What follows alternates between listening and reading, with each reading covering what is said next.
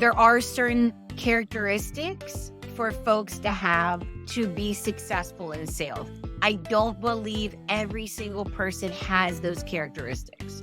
Sure, you can go through trainings and seminars and workshops, but I have found over the last, 2 decades working with sales professionals and new sales agents that you can't teach self-determination or self-motivation.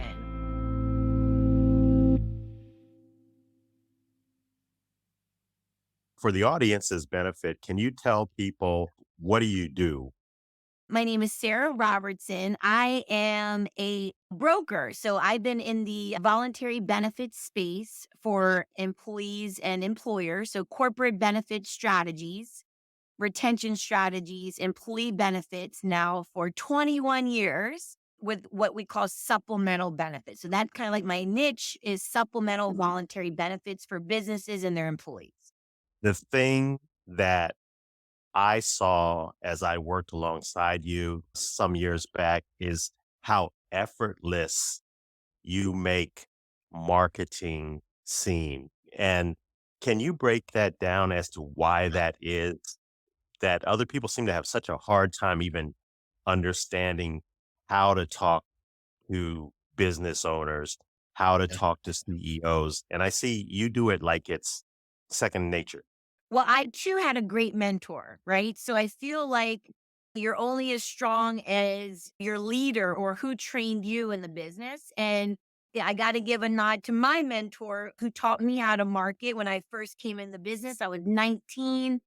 She taught me how to cold call. And really, she just led by example. She basically just made calls herself, and I just listened in and kind of learned by default, just listening to her overcoming objections and such. So for me, it is natural now. I've been doing business to business sales, marketing for 21 years. When I first started, they literally gave me the equivalent of the yellow pages. There was no pre-qualified sales list. You literally were just told to just smile and dial and try to get a hold of the decision maker of the business, create your own list, your own CRM, right? Your own system, and come up with a system to follow up. Because that is something that I also learned from another mentor is fortunes in the follow-up. And I do believe that like there's some statistic out there, and forgive me for butchering it, but it hit something to the effect of 80% of salespeople only call maybe 1 or 2 times. The reality is that 80% of sales are made between the 5th and the 11th call or contact. And you only have 20% of sales folks that are doing that type of systematic follow-up. So for me, I've always enjoyed marketing. Like maybe that's strange to some, but I find it exciting. Even from the very beginning when I was new in the business, I love the hunt. I love the adrenaline.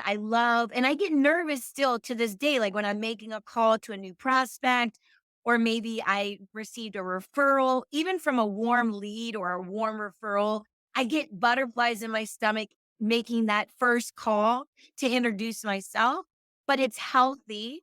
It's just that adrenaline and that excitement of who's on the other line. Whether that's good, bad, or indifferent, maybe they pick up, maybe they're not there, maybe it goes to voicemail, maybe they hang up on me, maybe I set an appointment. Once you're picking up the phone and prospecting and marketing for that first call or that 20th call because you're following up, there's always this level of excitement because of the possibility of what could happen if you were to obtain a new client.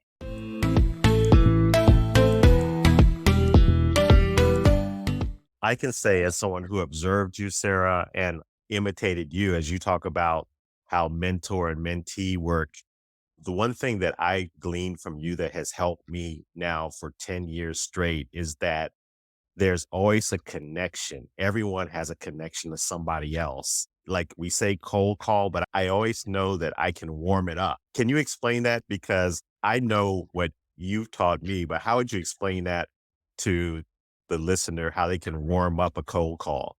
Absolutely. And again, please note that anything that I discuss is nothing's original, right? So I just want to say that I've been so fortunate to learn from truly the best in my business, in my market, in my niche. I've had so many great leaders and mentors that I've learned from. So anything I say is not original, it's ingrained in me. I would say that I was taught early on that you got to warm up the call by attaching a name of familiarity. One of the things that I do is perhaps maybe pick an existing client of mine and market and prospect in that geographical area. Maybe I visit the client, do a service stop in, and then I'm prospecting, whether I'm canvassing, stopping in on businesses next door, and just attaching that name of familiarity. Like, hey, one of my clients is the company down the street, ABC Roofing. I do a great job for them. Would love to speak to the person in charge here just to introduce myself. Even if they don't know the business owner of, let's just say, ABC Roofing, they should be familiar with the other businesses in their community, right? So just attaching a name of an existing client in the geographical area is important.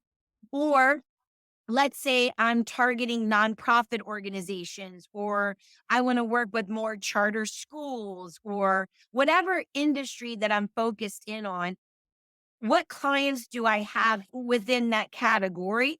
And maybe just dropping a name of familiarity within that industry that they might recognize. It turns a cold call from being totally cold, like nobody cares that I'm Sarah Robertson from the Benassurance group, right? But if I say, hey, my name is Sarah Robertson and I work with ABC Roofing, they're a happy customer of mine. I'd love to be able to show you what I've done for them.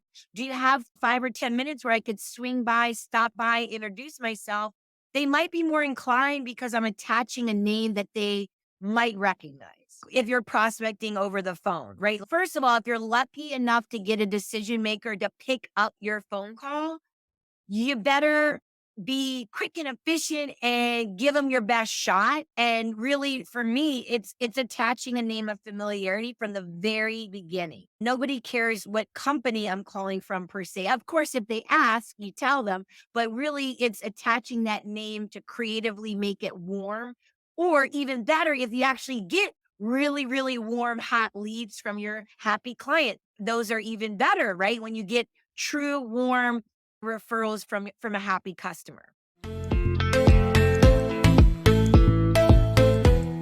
Even experienced business people, they get worn down by the rejection part. I try to encourage them, but I know I'm not going to change their mind overnight. Yeah, some will, some won't. Who cares? Right? A saying from one of my mentors, sales marketing, it really is psychological. I used to be a long distance runner. Now I'm into yoga. It's more kind to my joints and my limbs. I've completed 2 long distance ultra marathons, 250-mile ultra marathons. Oh man. Yeah. And for me, long distance running truly is psychological. Like, how do I run 50 miles? Hopefully, you're in good physical condition for sure. But it truly is, I believe, 80% mental, 80% psychological. Your brain will tell you to quit. How do you keep persevering in spite of the physical pain? And marketing and cold calling and prospecting is painful at times. You get hung up on, you get rejection, and you truly have to be a special breed or a special soul to get back in the ring again, day after day, year after year. I like to say to folks, like, the more no's you get, the closer you are to getting a yes. Hmm. So try to celebrate, like, psychologically, like, flip it around and be like, yes, I got hung up on. I got told no, or yes, they're not interested. Have faith. Like, I'm going to get a yes. I'm that much closer to my yes today because I already received like 20 no's. And, to put this in context for anyone who's listening up to this point, I want them to know that you're like a multi-million-dollar producer. So we're not just talking about no's on $10 and $20 stuff. You have done like big deals. And so you're dealing with people who the average person might be scared to call. When I first started in the business, I was 19. I was a college intern, a sophomore in college, and I truly did struggle with credibility. I'm a college kid. Like, what business owner, what CEO, what human resources director and didn't take me, this young woman, this young college student, seriously in the business world, right? But then I realized the more I got out there, the more meetings, the more presentations I did, I started to realize like people are just people. When I became more and more prepared, more knowledgeable of my product, more knowledgeable of my services and how I could bring value, my confidence grew and grew and grew because I was prepared. I did know what I was talking about. I wasn't winging it, being prepared, but also going there with some type of purpose. Like, what is my objective? And another mentor that was really, really influential in my career was every meeting that you go into, you want to either get a yes, like, yes, I want to move forward. And what does that look like? Or get a no, right? Let's say I go on a presentation. I want a hard no. Give me a hard no. Tell me you're not interested. Or if they need some time to think about it or consult maybe with their business partner or a board of directors, obviously take your time, but let's get a second meeting in our schedules. It's like death of a salesperson, the phone tag. That is so difficult, like, where you go in, you give a great presentation. Like he said, "Call me in 2 weeks, Tiger," and you call, and you call, and you call, and you call, and you just can't seem to get back in front of that decision maker. So, with every presentation, I started to get more confident asking for one of those 3 things. Now I know where people stand, where this lead is as far as, like, I can categorize how to follow up, where I'm at in the sales cycle. Another trend that I've seen, and this is not so much a good one, if people get that no, then they drop this facade like they're not interested anymore in the prospect and they just like ghost them. It's so disappointing to me because if you weren't truly interested, then why did you fake it? Obviously you want to close an account, but it's like, how can they maintain their positivity instead of just getting so deflated and demoralized? Yes, great question. So it truly is, you just have to have more things in your funnel. If that was your only appointment that you had and the only appointment that you scheduled in like several weeks and you're just putting all your eggs in that one basket, of course it's going to be devastating because you don't have anything else in the hopper. You don't have anything else in your sales funnel. You want to have several appointments in the schedule, right? So that way, when one falls through, you do have other appointments to look forward to. Activity, activity, activity. The more appointments you have, the more opportunities you have. Quite frankly, that is the way to minimize your disappointment and deflation is have other stuff in the hopper. Every organization and every type of business needs sales. To me, Sarah, you're like a sales guru. It's like everything that you said, it applies to every type of selling, especially items that are big ticket or that really are national accounts and things like that. What type of person do you think is made for sales? Do you have any opinion on that? Or you think it's just anyone can become good? I really do believe that there are certain characteristics for folks to have to be successful in sales. I don't believe every single person has those characteristics. Sure, you can go through trainings and seminars and workshops, but I have found over the last, 2 decades working with sales professionals and new sales agents that you can't teach grit or self determination or self motivation. It's really what is inside of that person. What is their why? What is motivating that person? Right? Because that's what's going to carry you through all the rejection year after year. You have to have something deeper motivating you within. What would be like some motivations you've seen that have worked well or been sources of fire for people? Again, everyone's different. I'll just, share a little bit about my motivation when I was 19, like my sheer will to succeed in this business. My parents were very, very middle class, struggle financially at times. And I just said to myself, you know what? I want to do better than that. I don't want to have to struggle. I was determined at a young age that I wanted to be financially comfortable. I didn't have to make millions and millions of dollars. And that still isn't my motivation to this day. Yes, I like to make a good amount of income, but for me, it's freedom to be able to make certain choices. For me, I also love to travel. Like I've been traveling the world since I was 16. I still have a travel fund. So motivates me. Like that may not motivate everybody, but I usually plan out my big trip a year, maybe 12 months, 18 months out. And I save, put it in my travel fund. And I've done this for years. Then I got married. Then I had a son and I have a family with stepchildren. It's like, what do we want to save for them? Legacy gifts, sending my son to a wonderful school, a private Catholic school that I'm so passionate about and grateful to be a part of that school for him. So again, everyone has their own whys, but just knowing what it is, identifying it, dreaming and dream big.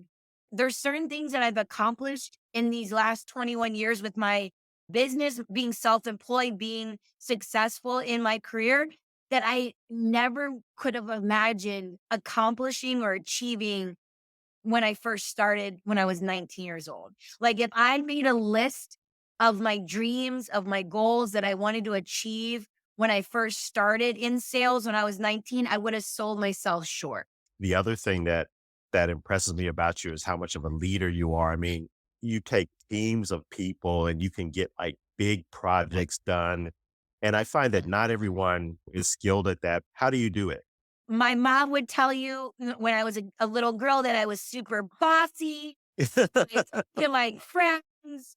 And you know what? Maybe I was, but I like to say, especially for young girls now that I'm older, it's like, no, you're not bossy. You have future executive leadership skills. So when you see that little 8-year-old, 9-year-old, 10-year-old, little girl being bossy, quote unquote, no, look at her as a future leader, a future CEO, because when men or when boys are assertive or they have a vision and they lead, they're like, oh, that's a great leader. But when they see a woman or a young girl, it's like, oh, she's bossy. But that's a whole another podcast. I definitely feel like I have leadership skills. I'm very organized. I write everything down. Like even to this day, I have a legal pad. That's my system. It's literally a legal pad with 1, 2, 3, 4 bullets, all the things I need to accomplish on my to-do list. I have like a electronic calendar, but really it's pad and paper, all the things that need to be accomplished, and then just executing it and hopefully getting the team excited to rally around accomplishing the goal at hand. Where is Sarah Robertson going? You're still really young. So like where are you headed to from here? We know there's going to be some annual big trips. My big family vacation is to Croatia. I'm taking my husband and my 5-year-old son to Dubrovnik for 2 weeks. I'm also a 200-hour registered yoga teacher. So I am very passionate about yoga and I do a lot of service work with women in recovery. So I am going to India for 2 weeks on a yoga retreat with two of my teachers in yoga.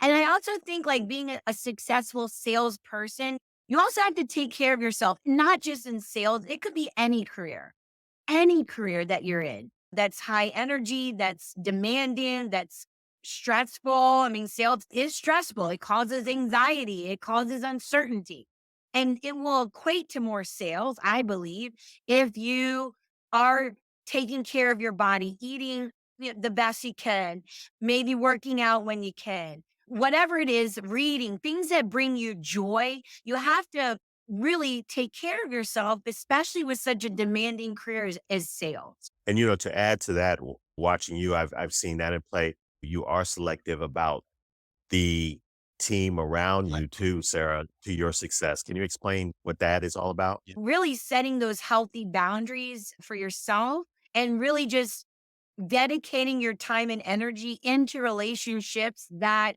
are reciprocal. Teddy Pendergrass had a song, that 50-50 love.